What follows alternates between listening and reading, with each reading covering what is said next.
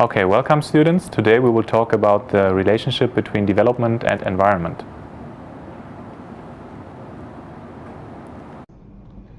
Okay, in our lecture on concepts of development, you have already heard about the concept of sustainable development. There are many definitions of sustainable development, but they are all quite similar. They all have the same basic message. On this slide you can see the most popular definition, which most people know. That definition dates back to the year 1987 and it reads like this. Sustainable development is development which meets the needs of the present without compromising the ability of future generations to meet their own needs. The concept of sustainable development does imply limits. Not absolute limits, but limitations imposed by the present state of technology and social organization on environmental resources and by the ability of the biosphere to absorb the effects of human activities. So as you can see, it's about the needs of present and future generations. It's about our needs, it's about what we want in our lives, and about what people living after us want, so our children and grandchildren, for example. You've already learned about the needs of people in the lecture on concepts of development. People need and want to have a good standard of living. So it's about human well-being, which can be measured by using all the different human development indicators that you saw in that lecture. But sustainable development goes beyond human development because it takes into account environmental limits. That is the ability of the biosphere, of our ecosystem, or you can also say the ability of our environment to absorb the effects of human activities. In this presentation, I will talk about the interactions between human activities and the environment. First of all, let's talk again shortly about well-being. You've heard about well-being in our lecture on concepts of development, and well-being is very much related to our goal in life. Everyone has some goal in his or her life. What is your goal in life? Maybe it's you want to be happy, so your goal is happiness. And if you ask many people about this, what is your goal in life, you will get different answers. Many people will tell you they want to be happy, so their ultimate goal is happiness. Other people might give you a slightly different answer, like fulfillment, self-respect, enlightenment, or other things. But you can be sure that every person has some ultimate goal in his or her life. Now, in addition to this ultimate goal, there are so-called intermediate goals. And these intermediate goals help us to achieve our ultimate goal. Intermediate goals are something like health, safety, and comfort. Think about it. Most people will only be happy if they are healthy. And most people will only be happy if they are feeling safe. So it's necessary to achieve our intermediate goals in order to achieve our ultimate goal. Of course, there are many more intermediate goals, so these are just 3 examples here. What do we need to achieve these intermediate goals? What do we need in order to be healthy, safe, and comfortable, so that in the end we have a high level of human well-being? There must be some factors that influence our success in achieving these intermediate goals, because if you look around, you will see that not all people are healthy and not all people are living in a safe neighborhood or in a safe environment, and not everyone is feeling comfortable in his or her life. So there must be some factors influencing whether or not people are able to achieve their intermediate goals. One convenient way to summarize the different factors which contribute to our achieving of intermediate goals and in the end achieving well-being, is to group them into 4 basic types of capital. There are 4 types of capital which contribute to human well-being. And these are built capital, human capital, social capital, and natural capital. Built capital includes things like factories, ships, roads, computers, cars, and so on. So it's basically everything that is built by humans. We are building factories, and we use these factories in order to produce different types of goods like computers, like cars, and so on. And of course, such built capital contributes to our well-being. If you have a car to drive from Salaya to Bangkok, that's more comfortable than walking from Salaya to Bangkok. And it's also more comfortable than to take the public bus. So having a car increases your well-being. And also whether or not there is a big road affects your well-being and can increase your well-being. If there is a good road, you can drive comfortably to your destination. If there is an airport in your city, you can fly to other countries, which increases your well-being because you might go to these other countries to do vacation. And if you have a smartphone, if you have a computer, you can communicate with your friends and with your family, and this also makes you happy, so it increases your well-being. So built capital clearly contributes to our well-being. Human capital. This includes things like knowledge or education and all other attributes of individual humans. Think about it. You need human capital. You need a good education. You need to have a good knowledge. You need to have good skills in order to be successful in our society. If you have a good education, you are likely to get a good job. And if you have a good job, you have a high income. And this allows you to achieve your intermediate goals, like being healthy.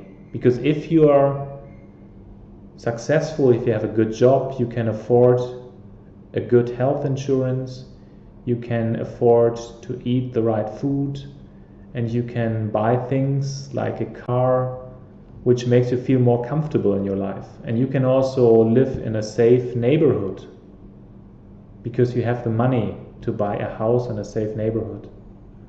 So human capital increases our chance of being successful in our society, and this increases our chance to achieve our intermediate goals. So human capital in the end contributes to our well-being. Social capital. This includes all the formal and informal networks among people. What are these formal and informal networks? An informal network, for example, is your family. Or your friends are also an informal network, and your neighbors. Formal networks are something like, for example, social institutions. A temple, a sports club, a social club, governments, local governments, state governments, national governments, non-governmental organizations, and international organizations. And all of these networks can contribute to your well-being. For example, you enjoy spending time with your family. That makes you happy. Your friends can help you when you have some kind of problems. So your friends provide some sort of security to you. And formal networks like national government, for example, provides many services to you as a citizen. The national government is providing health care to us. The national government makes sure that there is police on our streets so that we have a safe environment. So formal institutions also provide many services to us, which increase various intermediate goals that we have, like being safe and being healthy and so on. So we can say that all types of social capital, like formal and informal networks, contributes to our well-being. The last type of capital that we need to achieve our goal of being happy or to generally have a high well-being is natural capital. I'm sure you already have some idea about what natural capital is, because it's about nature, as the name suggests. Actually, there are various different definitions of natural capital. On this slide you can see a definition given by the United Nations, and it reads like this: natural capital includes land, minerals and fossil fuels, solar energy, water, living organisms, and the services provided by the interactions of all these elements in ecological systems. So as you can see, I'm sure most of the things are quite clear to you. You know what land is, you know what solar energy is coming from the sun, you know what living organisms are, those are the animals in our nature, water. But the definition also in the last part talks about the services provided by the interactions of all these elements in ecological systems. These services are called ecosystem services. Ecosystem services are the benefits that people obtain from ecosystems. On the following slides, we will talk a little bit more about these ecosystem services that we obtain from our ecosystem. Basically, there are 4 types of ecosystem services, as you can see here on this slide. The first group are so-called provisioning ecosystem services. Provisioning ecosystem services are the goods or products produced by ecosystems. The second group are the so-called regulating ecosystem services. Those are the natural processes regulated by ecosystems. The third group are the so-called cultural ecosystem services. Cultural ecosystem services are intangible benefits obtained from ecosystems. And last but not least, we have the so-called supporting ecosystem services, which are functions that maintain all other services. Supporting ecosystem services do not directly contribute to our well-being, but they are necessary in order to maintain the first 3 groups of ecosystem services. Let's look at the first group, provisioning ecosystem services. Provisioning ecosystem services are goods produced or provided by ecosystems. Maybe you remember our lecture on concepts of development when we were talking about goods and services. But these types of goods are produced by ecosystems. They are produced by nature, not by us. We as humans produce things like cars, we are building factories and streets, but nature also produces many different products, many different goods that we can use and that contribute to our well-being. First one is obviously food.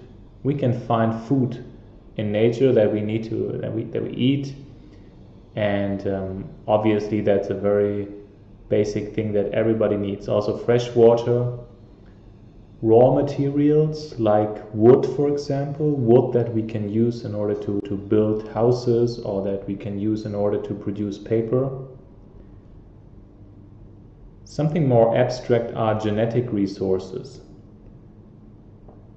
We also have medicinal or biochemical resources, so we use certain plants as medicine, natural medicine. Ornamental resources can be flowers that we are bringing to the temple in order to worship. And the last example is energy. Energy is produced by nature, at least certain types of energy, like for example solar energy. We don't need to do anything to produce this type of energy. Solar energy is always there. So those kinds of goods are produced by nature and they contribute to our well-being because we can use them and we can consume them. Regulating ecosystem services are the natural processes regulated by ecosystems, which can also, in many cases, contribute to our well-being. And there are many different examples for that. Take, for example, climate regulation. You know that today we have a big problem globally, and that is climate change. The temperature is rising globally, and the weather is changing because of that increasing temperature. We have more extreme weather events, we have more floods, we have more droughts. The weather seems to change, and most often it has negative effects on us.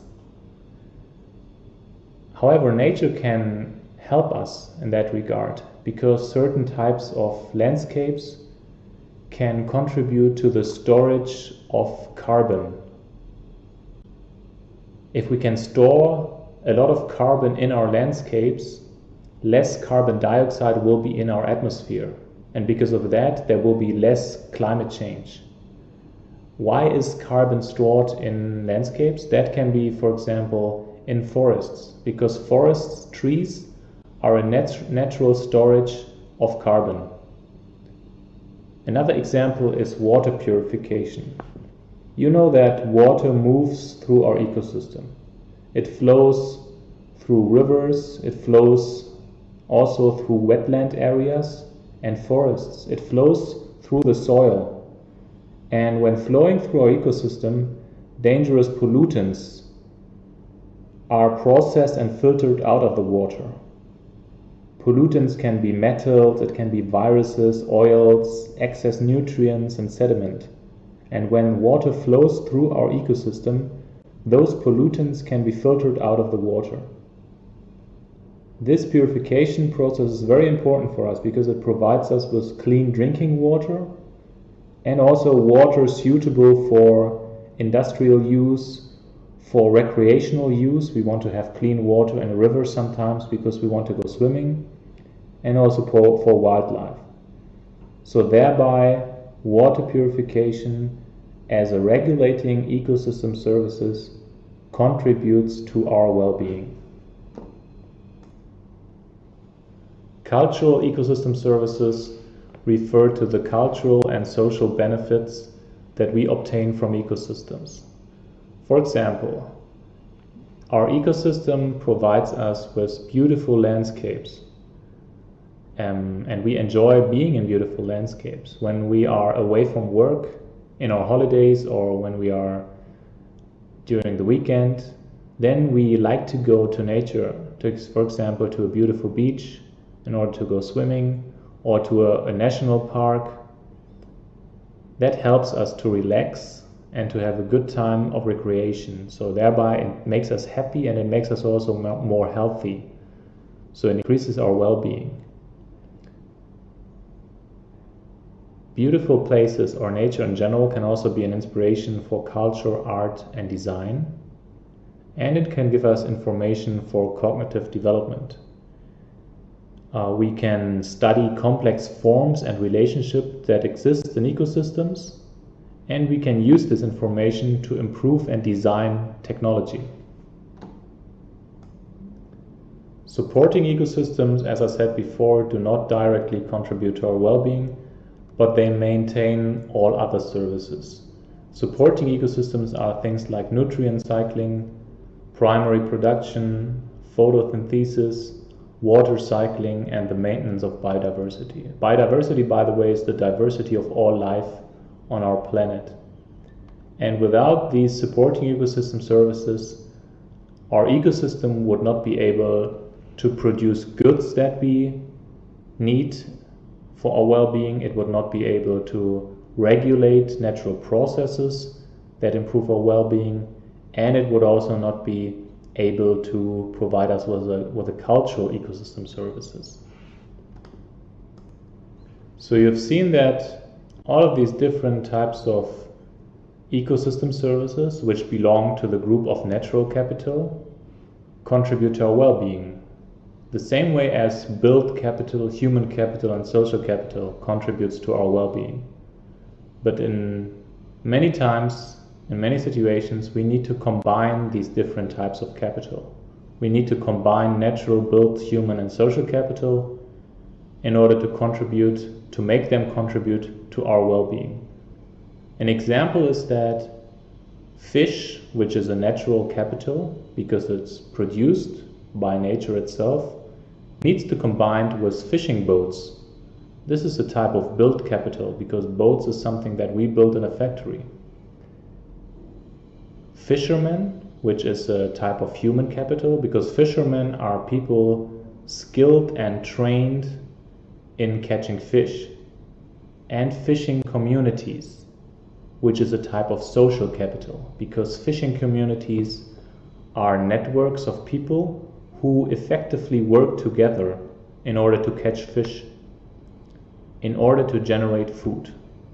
So we need fish, fishing boats, fishermen, and fishing communities, 4 different types of capital to generate food, which we need